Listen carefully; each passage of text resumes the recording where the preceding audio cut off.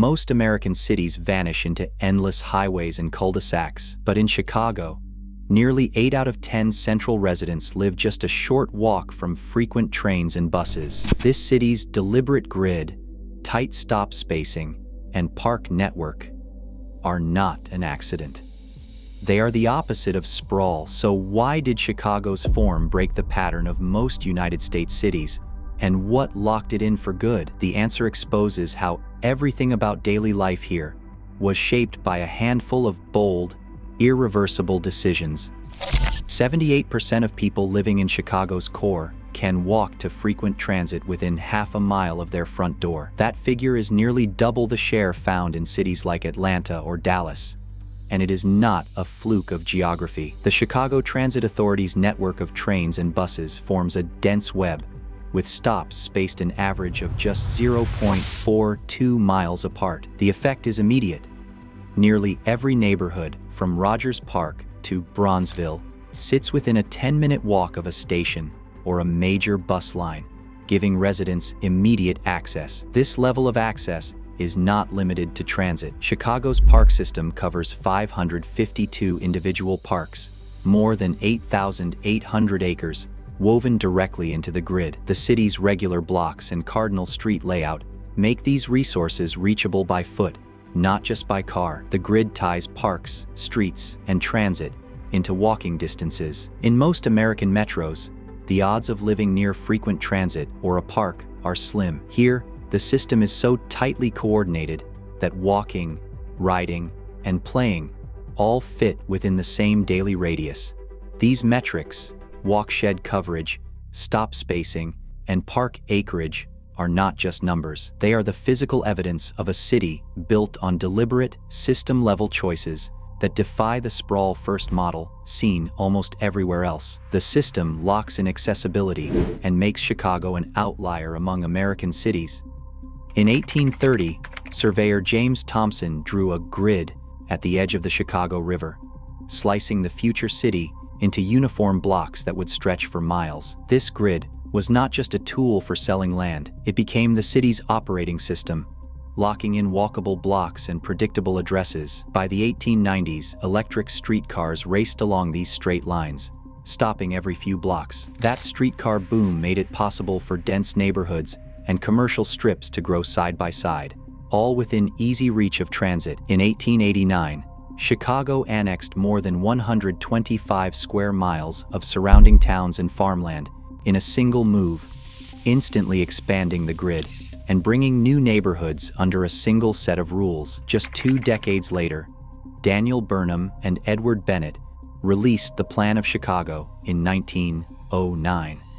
Their blueprint called for connected boulevards, grand parks, and a central loop that would serve as the region's anchor. Burnham and Bennett turned infrastructure ideas into city-making decisions. The final fork in the road came in the 1970s, when activists and neighborhood coalitions stopped the Crosstown Expressway from cutting through the city's west side. That decision spared dozens of neighborhoods from highway demolition and kept the city's transit backbone intact. Each of these moments, the grid, the streetcar era, the annexation, Burnham's plan, and the Crosstown fight, locked Chicago into a feedback loop of walkability and transit access that still shapes daily life today. Logan Square's streets run in tight, predictable lines. The average block here is just under 500 feet long, compact enough that a person can cross 3 or 4 blocks in the time it takes to wait at a single traffic light in a sprawling suburb. Along Milwaukee Avenue, dense clusters of apartments and storefronts hug the Blue Line, which runs every 6 minutes on an ordinary weekday. This kind of frequency is not a luxury. It's the foundation that keeps sidewalks busy and businesses open. In Pilsen, the pattern repeats. Short blocks, most under 500 feet, thread together row houses, taquerias, and galleries within a 5-minute walk of the Pink Line's 18th Street station. All day, trains arrive about every 8 minutes, giving residents the freedom to leave home without planning around a schedule. High population and job densities, nearly 20,000 people per square mile in Pilsen, sustain this level of service. The result is a feedback loop. Walkable blocks fill trains, frequent trains support local shops, and thriving shops keep the neighborhood lively and dense. In these places, the city's structure isn't just a backdrop. It's the engine that powers daily life. In cities like Atlanta, Houston, and Los Angeles, daily life revolves around the car. Transit mode share in Chicago stands at 30%, triple the rates found in sprawling metros where driving is the default. Vehicle miles traveled per person tell the same story. Chicago averages 22,000 miles a year, compared to 35,000 in Houston. The difference is visible in the street grid, the reach of the L, and the number of people who can walk to work, school, or a park.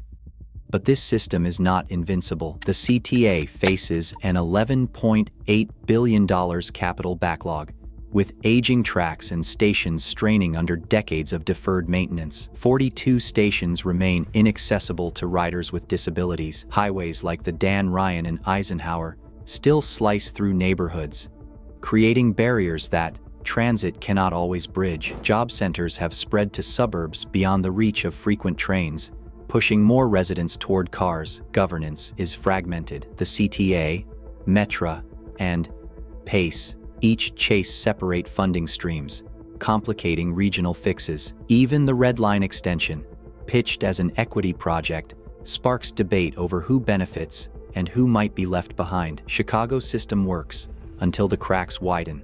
The question now is whether the city can repair and adapt fast enough to hold on to what makes it different.